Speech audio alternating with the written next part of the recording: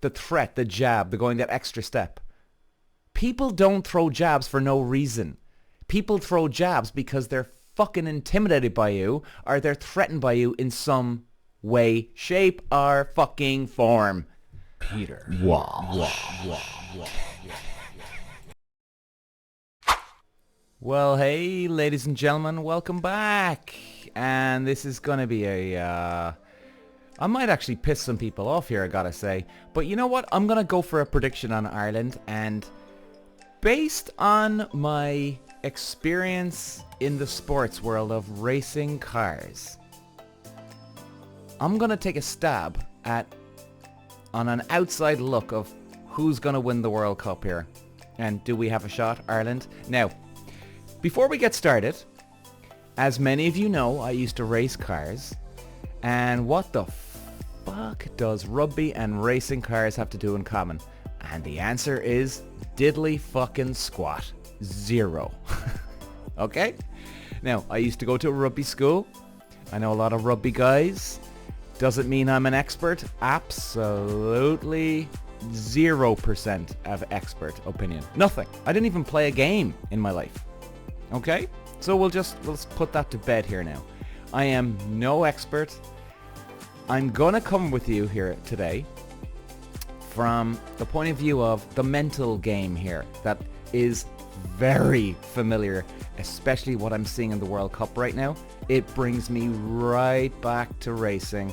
It brings me right back to the way people, and actually normal life is very similar, the way people are looking at South Africa and New Zealand and the way people are looking at Ireland is based on the last World Cup. The last World Cup, people are overlooking a lot of shit. Now, they could be fucking right, but the way I'm judging it from racing, I'm going to take a stab here at this. The mental game where people try and psych you out. They try and think that they're going to overpower you, this and fucking that. And just the ins and out are very, very similar. I personally think Ireland's going to win the World Cup. Guys, this is not because I'm Irish. And quite honestly, if France or South Africa get to the final, they could take it easily too. I just think that Ireland have the best rugby team that figure shit out on the go. They play it loose and they improvise. They improvise like a lot of racing car drivers should do as well. A lot of racing drivers, and I see that. And quite honestly, a lot of people say that Ireland are the best team because they can figure things out even if they have a bad day. That is so like motor racing, it's unreal. You could have such a shitty day, okay? A shit day. And maybe you're just having an off day in racing or qualifying, whatever it is. And all of a sudden, you can come back to life, or you can figure out a way. In other words, okay, I'm not as quick as John here, but if I get him in the pit stop here, and if I time this perfectly, I'll be able to jump in and take the lead and keep him behind me. So it's, again, racing is very, very much like it's like improvisation as you go. And, you know, this whole fucking South African bum squad, boy. Like, where's the level of ego from these dickheads? And they are unbelievably psyched out. They are shitting their pants over Ireland. If anybody saw the build-up, they had that 7-1 split, man. The bomb squad's gonna come on. Like, they were treating it like King Kong came in town, who was, you know, massive King Kong giant, and he was gonna pick up this little man off the street and just crush him in his hands. Like, that's the attitude they had. Even though Ireland beat South Africa twice already in the last couple of years. Twice. But no. They're gonna come in and demolish you. Who the fuck are you, South Africa? Seriously. What kind of fucking shit are you talking about? It really pissed me off, I have to say. And you know why it pissed me off? It didn't piss me off because it got to me. Because, well, first of all, I'm not playing. It got to me because the level of respect, or disrespect they're showing is just fucking insane. You know? And Ireland are sitting there, nice and humble. Well, guys, you know, look, we'll see what happens this weekend, and Is it going to work for us? Oh, look, they're a really good team. I mean, they were even being very respectful to Romania and Tonga. And even after the South African game, they were like, I mean, if you guys, did anybody see them? Andy Farrell, the head coach, and Johnny Sexton, the captain, they were sitting out after the press conference after the South African game. We won the game, and if you didn't know the result, and if you looked at the two of them, in other words, you went onto YouTube, right, okay, fuck, I need to know the result. Let's watch this YouTube. I'll obviously know this press conference between the two of them. If you turned it on, you would have went, oh shit, Ireland lost. Like, genuinely, guys, check it up on YouTube if you want to, like, see if I'm right or wrong or exaggerating. The two boys had looked like they were defeated. But they weren't defeated. They were just like, alright, well, grand, next, what's up? In fact, if anything, they probably were just bored of press conferences. Unbelievable. And that's fucking athleticism right there at its best. The humbleness, the respect that they're showing. And these shitheads come along and try and disrespect the world number one team and all this and all that. I mean, as anybody else, and I heard, all the people like, they're going to get crushed, they're going to get demolished. And it's all this bollocks talk. It's just unbelievable, the lack of respect. I really hope they go out in the quarterfinal, South Africa. I fucking really hope they do. I hate when people do this. Really gets on my fucking nerves, man. And then they're on about, oh well, maybe Scotland and Ireland can rig the game. And like the head coach is not even going, no, guys, come on. They're not going to do that. They're not going to do that. But this stupid cockiness the South Africans are coming up with. I even got a really good buddy, my South African. And you know what? I'm not labeling every South African like this, okay? Because my buddy, humble, quiet lad, lovely guy, right? Very respectful to people too. And he wouldn't act like that. So it's not every South African. I don't know what it is about this fucking box team, boy, that they're going out with this horse shit. However, what I did like about it though, and guys, this is a help for I knew this from racing, even watching rugby or any other sport, or even just in normal life.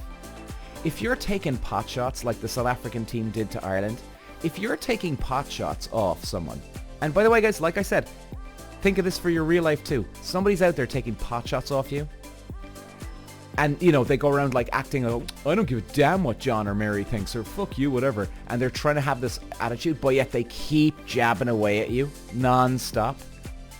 Don't you think that you're a threat to them? Don't you think that you've got them absolutely psyched out for whatever reason, whether you're trying to do something or not to them? They're fucked in the head over you, because if you're not a threat, they're not going to give a shit. They're not going to give a shit. They wouldn't be throwing jabs. It'd be just, whatever, couldn't be arsed.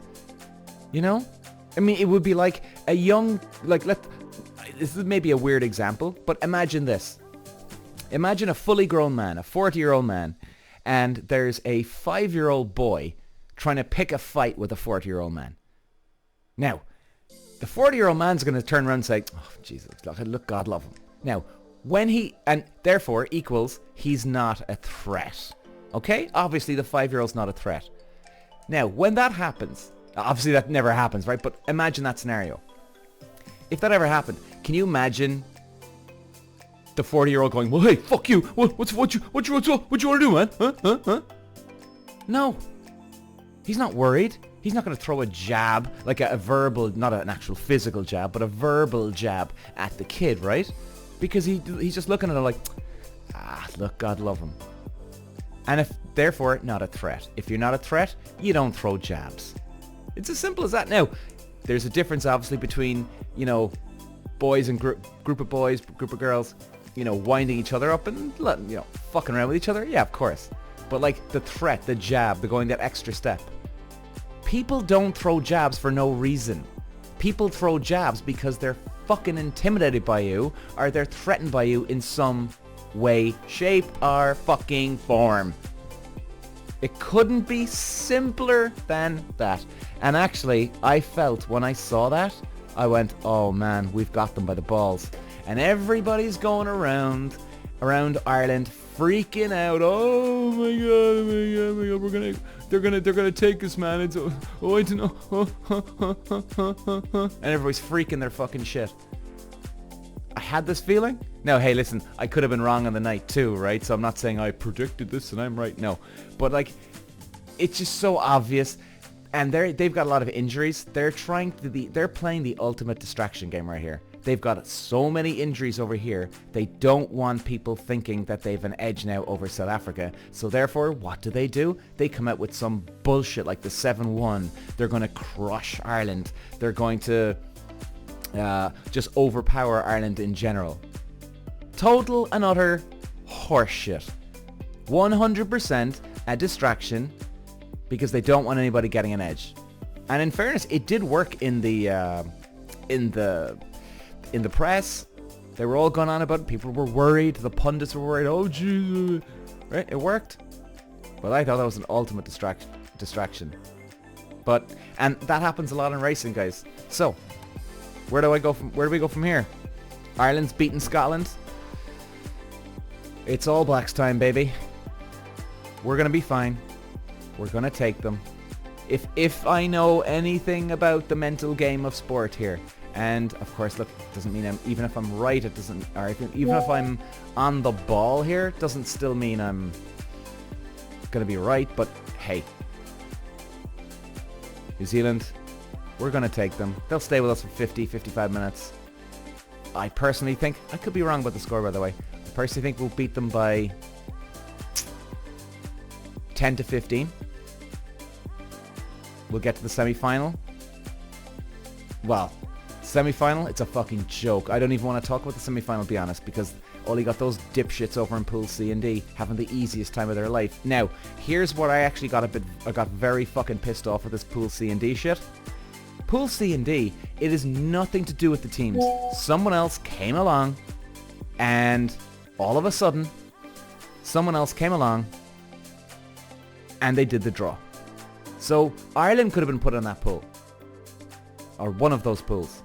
That doesn't piss me off. What pisses me off is that the teams in those pools are running around the place acting like they're the next World Cup fucking winners. They literally think, oh, everything's a fucking breeze here, boy, and they're shouting like, come on, when they score a try. All this garbage, like they're tough guys.